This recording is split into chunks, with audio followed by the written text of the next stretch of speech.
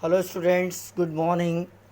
Welcome to my video number 4 of solution and colligative property। जैसा कि आपको पता है बेटा कि हम लोग solution and colligative properties पढ़े थे, उसमें मैंने आपको बहुत से टॉपिक्स पढ़ाया। आप मेरे प्रीवियस वीडियोस जाकर देख सकते हैं। आज हम एक नया टॉपिक स्टार्ट करने वाले हैं। उस टॉपिक का नाम है solution of gases in liquid. यानी एक अगर आपने होमोजीनियस सॉल्यूशन बनाया और उस होमोजीनियस सॉल्यूशन में गैस एज ए सॉल्यूट है और लिक्विड एज ए सॉल्वेंट है, तो ये जो होमोजीनियस सॉल्यूशन है ये गैस इन लिक्विड का हो गया। तो जब एक गैस की आप सॉल्युबिलिटी को स्टडी करते हो तो गैस कितनी सॉल्युबल है ये हमको अलग अलग टर्म्स में एक्सप्लेन करना पड़ता है। तो आपको पता है कि ऐसे बहुत से सॉल्यूशन है हमारे सराउंडिंग में। एग्जांपल्स के तौर पर जैसा आप देख सकते हैं यहाँ पर सॉफ्ट ड्रिंक्स है, जिस सॉफ्ट ड्रिंक का बेस्ट और आइडियल एग्जांपल होता है गैस इन लिक्विड सॉल्यूशन। उसके अलावा अमोनिया इन लिक्विड, जब अमोनिया गैस को आप लिक्विड में डिज़ोल्व करते हो तो ये भी एक बेस्ट एग्जांपल बन सकता है। इसके अलावा फॉर्मेलिन सॉल्यूशन में फॉर्मल्डिहाइड जो है ये वाटर में होता है, तो फॉर्मल्डिहाइड का एक्वस सॉल्यूशन फॉर्मेलिन सॉल्यूशन भी आइडियल एग्जांपल बन सकता है। तो इस तरीके से ऐसे बहुत से एग्जांपल्स हमको देखने को मिल सकते हैं हमारे सराउंडिंग में जो गैस इन लिक्विड के हैं। अब एक गैस की सॉल्युबिलिटी इन लिक्विड जब आप एक्सप्रेस करते हो तो इसको एक्सप्रेस करने के लिए हम एक इम्पॉर्टेंट फैक्टर्स के टर्म में इसकी सॉल्युबिलिटी को एक्सप्लेन करते हैं या एक्सप्रेस करते हैं। ये होता है absorption coefficient. Absorption coefficient is denoted by the letter alpha. Alpha is equal to small v upon capital V into P, जहाँ पर small v जो है ये वॉल्यूम ऑफ गैस है इन लिक्विड या सॉल्वेंट, कैपिटल V जो है ये वॉल्यूम ऑफ लिक्विड है जो आप ml में एक्सप्रेस करते हो, और वॉल्यूम ऑफ गैस भी आप ml में लोगे, और P जो है एटमॉस्फेरिक प्रेशर है। ओके, तो आप अगर इसको रिड्यूस करते करते वी वॉल्यूम यानी small V volume of a gas जो है ये डिज़ोल्व होगा जब आप एसटीपी पर रिड्यूस कर दोगे, तो that is nothing but the alpha. Alpha का मतलब होता है डैट इज़ एब्जॉर्प्शन कोएफिशिएंट, जिसकी मदद से हम किसी भी गैस की सॉल्युबिलिटी को एक्सप्रेस कर सकते हैं इन लिक्विड। ओके, अब ये जो solubility of a gas in liquid है ये बहुत से फैक्टर्स के ऊपर डिपेंड करती है। ओके, जब एक गैस जो है लिक्विड में डिज़ोल्व होती है, ओके सॉल्वेंट में डिज़ोल्व होती है, तो इसकी जो सॉल्युबिलिटी है ये बहुत से फैक्टर्स के ऊपर डिपेंड करती है। इन फैक्टर्स में सबसे पहला जो फैक्टर है वो है nature of gas and nature of solvent. अब nature of gas and nature of solvent में आपको याद रखना है कि ऐसी गैसेस जो लिक्विफिएबल होती है, मतलब इजीली लिक्विफाइड होती है, जिन गैसेस का क्रिटिकल टेम्परेचर मतलब लिक्विफाई करने का टेम्परेचर कम होता है वो इजीली लिक्विफाइड होती है, जैसे अमोनिया HCl है। ओके, तो इनकी सॉल्युबिलिटी जो है वो ज़्यादा होती है as compare to non liquefiable gases. Non liquefiable gases मतलब हीलियम है, हाइड्रोजन है, ये जो गैसेस है वो नॉन लिक्विफिएबल है।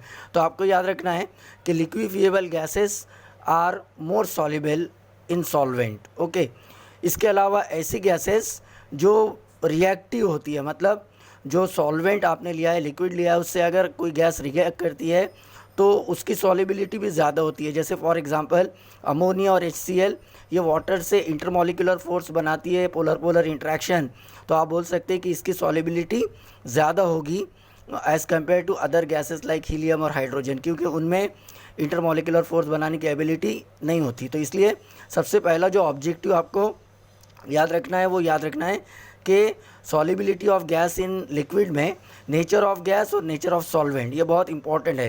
तो लिक्विफिएबल गैसेस हाईली सॉल्युबल होती है और रिएक्टिव गैसेस हाईली सॉल्युबल होती है, लेकिन जो नॉन लिक्विफिएबल गैसेस होती है उनकी सॉल्युबिलिटी बहुत लो होती है, और जो नॉन रिएक्टिव गैसेस होती हैं मतलब इंटरमॉलिक्यूलर फोर्स बनाने की एबिलिटी नहीं रखती वो भी लेस सॉल्युबल होती है। तो पहला फैक्टर जो है वो nature of gas and nature of solvent, ये बहुत बड़ा इम्पैक्ट है जो solubility of gas in liquid के ऊपर इम्पैक्ट डाल सकता है। दूसरा जो फैक्टर है वो टेम्परेचर है। आपको पता है कि अगर एक गैस सॉल्युबल है किसी लिक्विड में, तो अगर आप टेम्परेचर बढ़ाओगे ऐसे सॉल्यूशन का जिसमें ऑलरेडी गैस है, तो जितना ज़्यादा आप टेम्परेचर बढ़ाते चले जाओगे सॉल्युबिलिटी ऑफ गैस जो है वो कम होते चले जाएंगी। आपको पता है कि खास करके जो समर डेज़ होते हैं, इन समर डेज़ में हम देखते हैं कि डिज़ोल्व्ड ऑक्सीजन जो है वाटर में कम हो जाती है, इसलिए एक्वेटिक लाइफ या मरीन लाइफ को बहुत ज़्यादा मतलब प्रॉब्लम होता है। और इसलिए हम मानते हैं कि जो सॉल्युबिलिटी है मॉलिक्यूलर ऑक्सीजन की हॉट वाटर में, इसके वजह से थर्मल पोल्यूशन हो जाता है, इसको बोलते हैं हम थर्मल पोल्यूशन, जिसकी वजह से एक्वेटिक लाइफ को प्रॉब्लम होता है। तो ये भी एक फैक्टर है टेम्परेचर। और तीसरा बहुत ही वैल्यूएबल फैक्टर है, उस वैल्यूएबल फैक्टर का नाम है प्रेशर, क्योंकि प्रेशर ऑफ अ गैस जो है वो बहुत ज़्यादा इम्पॉर्टेंट फैक्टर है जो इन्फ्लुएंस करता है solubility of gas in liquid को। तो आप जितना ज़्यादा प्रेशर गैस के ऊपर राइज करेंगे उसकी सॉल्युबिलिटी लिक्विड में उतनी बढ़ती चले जाएंगी। More the pressure on a given mass of gas, more will be the solubility of gas in liquid. तो इसलिए हम इसको एक लॉ से समझते हैं, ये लॉ है हेनरीज लॉ। हेनरीज लॉ कहता है कि given mass of a gas and its solubility is directly proportional to pressure of the gas. इसका मतलब क्या हुआ बेटा? इसका मतलब ये हुआ कि आप किसी गैस को अगर लिक्विड में डिज़ोल्व करना चाहते हैं, और डिज़ोल्व करने के लिए आप जितना ज़्यादा प्रेशर बढ़ाते चले जाएंगे उसकी सॉल्युबिलिटी उतनी ही बढ़ती चली जाएंगी।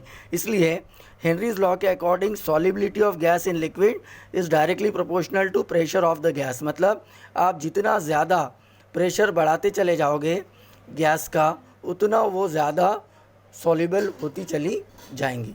ये आपको याद रखना है। ओके, अब हम थोड़ा सा और आगे जा रहे हैं, और यहाँ पर जैसे आपको मैंने बताया कि के जो है ये हेनरीज कांस्टेंट है। ओके, अब मान लीजिए दूसरी कंडीशन हेनरीज लॉ के हिसाब से ही हम लेते हैं कि अगर दो गैसेस है और पहली गैस की सॉल्युबिलिटी S1 है और दूसरी गैस की सॉल्युबिलिटी S2 है, पहली गैस का प्रेशर P1 है और दूसरी गैस का प्रेशर P2 है, तो अकॉर्डिंग टू हेनरीज लॉ क्या हो जाएगा? S1 upon S2 is equal to P1 upon P2। मतलब हेनरीज लॉ की मदद से ही हम ये वाला इक्वेशन डेराइव कर सकते हैं। अभी मैंने आपको हेनरीज लॉ का लास्ट वाला पोर्शन बताया था कि S is equal to KH into P। तो हमने दो इक्वेशन बनाए क्योंकि दो गैसेस है और उनकी सॉल्युबिलिटी को हमने S1 और प्रेशर को P1 और दूसरी गैस की सॉल्युबिलिटी को S2 और प्रेशर को P2 बताया। या एक ही गैस है और दोनों की सॉल्युबिलिटी अलग अलग प्रेशर पर आप कैलकुलेट कर सकते हैं, तो ये वाला फॉर्मूला हम यूज़ करेंगे। अब आप थोड़ा सा हेनरीज लॉ इक्वेशन देखिए। हेनरीज लॉ इक्वेशन कैसा है? Henry's law equation S is equal to KH into P है, जहाँ पर S जो है सॉल्युबिलिटी ऑफ अ गैस है और KH जो है हेनरीज कांस्टेंट है और P जो है ये प्रेशर है। तो ये जो इक्वेशन है Y is equal to mx plus C के टर्म में आप देखोगे तो ये हेनरीज लॉ इक्वेशन जो है एक इक्वेशन ऑफ स्ट्रेट लाइन दिख रहा है, क्योंकि यहाँ पर C जो है इंटरसेप्ट नहीं आ रहा, ज़ीरो आ रहा। ओके, तो ये जो Y है ये S के इक्वल मैंने Y एक्सिस पे डाल दिया, X एक्सिस के अकॉर्डिंग मैंने P यानी प्रेशर लिया। तो दो अलग अलग गैसेस के लिए, जैसे फॉर एग्जांपल अगर मैं ये वाला जो लाइन है ये नाइट्रोजन गैस के लिए लेता हूँ और ये वाला जो लाइन है ये ऑक्सीजन गैस के लिए लेता हूँ, तो मुझे इस टाइप का ग्राफ मिलेगा। ओके, तो यहाँ पर हमने ये वाली जो ग्राफ है, इस ग्राफ को शो करने के लिए हमने ये बोला कि अगर हम मान लेते हैं कि किसी गैस की सॉल्युबिलिटी S1 है और दूसरी गैस की P1 है, और बाद में जो दूसरी सॉल्युबिलिटी वो S2 है और प्रेशर P2 है, तो इस तरीके से हम ग्राफ रिप्रेजेंट करेंगे दो अलग अलग गैसेस का।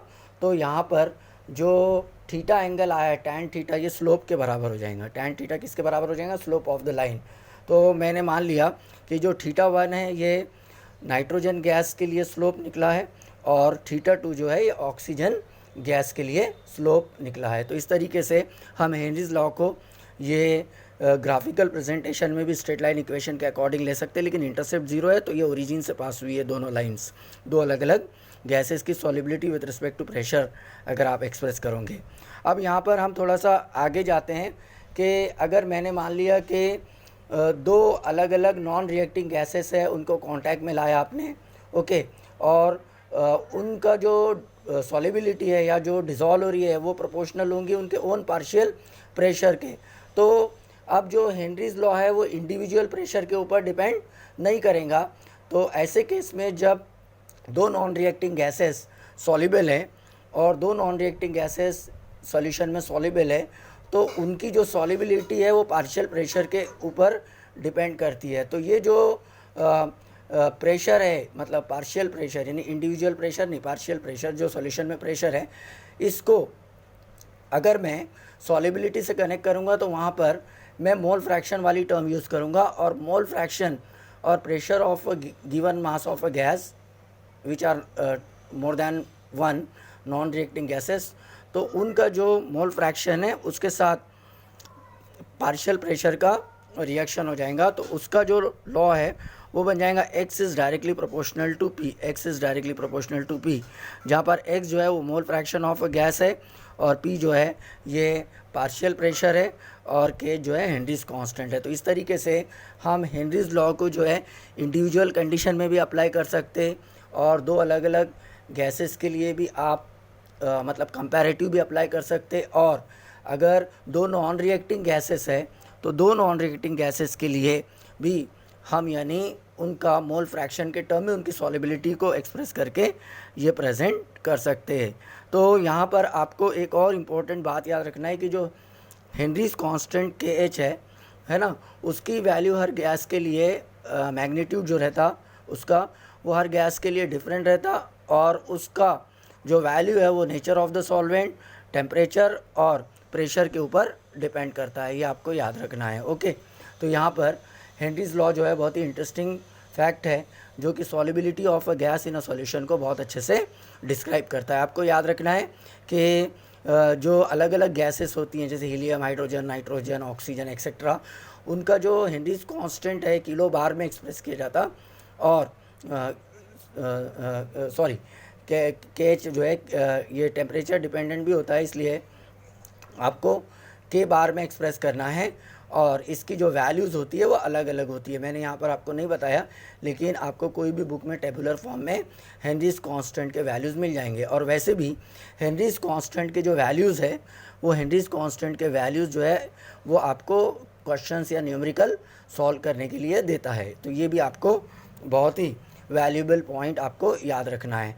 उसके बाद आपको बहुत ही इंटरेस्टिंग फैक्ट बता रहा हूँ कि जो हेनरीज लॉ है इसका कुछ लिमिटेशंस है। लिमिटेशंस में सबसे इम्पॉर्टेंट लिमिटेशन क्या है कि हेनरीज लॉ जो है कुछ इम्पॉर्टेंट कंडीशंस में बहुत अच्छे से होल्ड अप करता है। जैसे अगर आप एक गैस की सॉल्युबिलिटी इन लिक्विड स्टडी कर रहे हो तो जो हेनरीज लॉ है उसके लिए आप उस गैस का जो है प्रेशर वो ज़्यादा नहीं ले सकते। अगर आप हेनरीज लॉ अच्छे से स्टडी करना चाहते हैं तो प्रेशर ऑफ द गैस जो है वो ज़्यादा हाई नहीं होना चाहिए। नंबर वन पॉइंट मैंने जैसे पॉइंट यहाँ पर डाला हूँ कि when pressure of the gas is low यानी it operate good, hold good, अच्छे से आपको स्टडी करने मिल सकता है हेनरीज लॉ। जो प्रेशर ऑफ द गैस है वो लो होना चाहिए, लेकिन जो टेम्परेचर है वो ज़्यादा लो नहीं होना चाहिए, है ना, क्योंकि अगर ज़्यादा लो टेम्परेचर लेंगे तो गैस इन लिक्विड जो है वो फ्रीजिंग की कंडीशन में जाएगा। आप हेनरीज लॉ को बराबर स्टडी नहीं कर सकते। तो रूम टेम्परेचर पे आप हेनरीज लॉ को बहुत अच्छे से स्टडी कर सकते, लेकिन फ्रीजिंग कंडीशन में स्टडी नहीं कर सकते।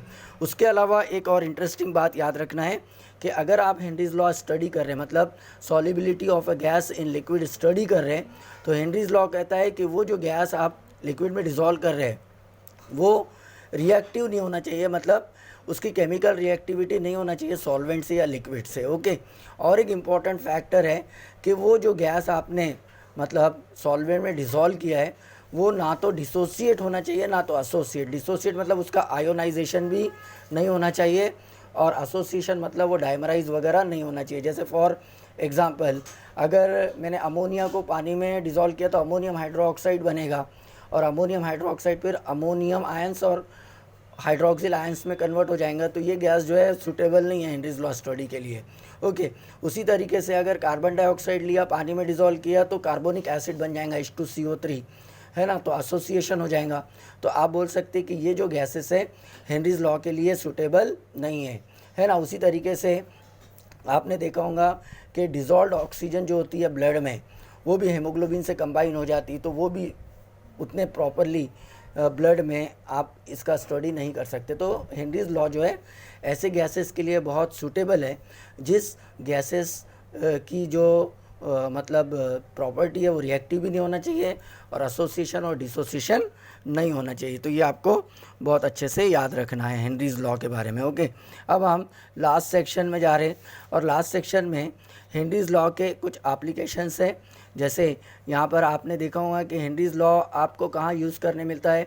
जैसे फॉर एग्ज़ाम्पल जो सॉफ्ट ड्रिंक्स होती है ना, सॉफ्ट ड्रिंक्स, तो उसमें आप जब सॉफ्ट ड्रिंक होती है तो कार्बन डाइऑक्साइड, कार्बोनेटेड बेवरेजेस जिसको बोलते हैं, उस गैस को आप हाई प्रेशर पर जो है सॉल्युबल होती है, यानी जितना ज़्यादा प्रेशर आप रखोगे गैस का कार्बन डाइऑक्साइड का, उतनी ज़्यादा कार्बन डाइऑक्साइड सॉल्युबल हो जाएंगी सॉफ्ट ड्रिंक्स में।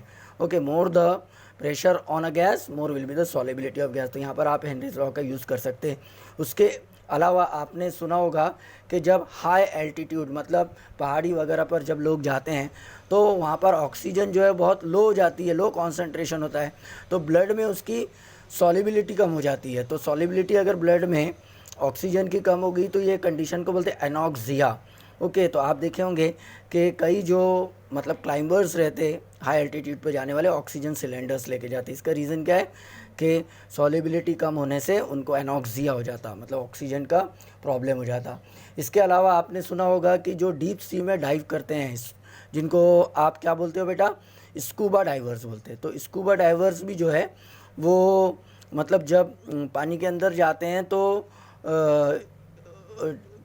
और ऊपर आते हैं तो जो है गैसेस जो है वो रिलीज़ हो जाती, तो ब्लड में जो है नाइट्रोजन कैपिलरीज ब्लड कैपिलरीज में नाइट्रोजन जो है वो बबल्स के फॉर्म में आ सकती है। तो इसके लिए आमतौर पर आपने देखा होगा कि जो टैंक्स रहते हैं स्कूबा डाइवर्स के, उसमें गैस का मॉलिक्यूलर मास ऑक्सीजन का बढ़ाने के लिए उसमें जो है हीलियम को ऐड करते हैं। तो इस तरीके से आप बोल सकते हैं कि pressure of a given mass of gas is directly proportional to solubility of gas, यानी जितना ज़्यादा प्रेशर रहेगा उतनी ज़्यादा सॉल्युबिलिटी रहेंगी। तो ये कुछ एप्लीकेशंस आपको याद रखना है, ठीक है ना। इसके अलावा आप और भी पढ़िए और कुछ डाउट्स है तो मुझे पूछिए।